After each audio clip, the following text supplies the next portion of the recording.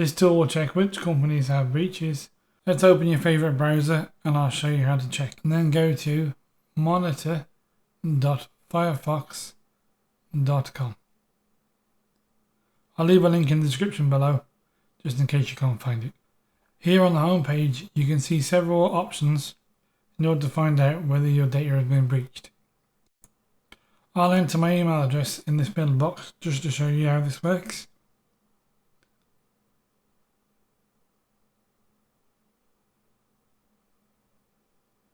And then when you're done, just click the check for breaches.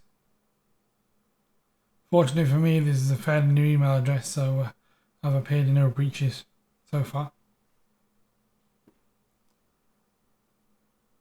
If you go back to the main page, you can also tick the box to say stay informed on future breaches. As you can see at the bottom of the video, that's the latest breach on the home page. So you can see if you've got an account with that company, you can take some action. If you scroll down, there's some more other features like stay alert to new breaches, monitor several emails, protect your privacy online. You can also sign up for alerts as well. If you want to see the full list of breaches, click this one here. And this is a list of all the companies that recently have had a breach. See if you are signed up with any of these people. And in the third tab, you've got security tips. These are great ones from Firefox just to show you how to secure your account. You know, how to create strong passwords.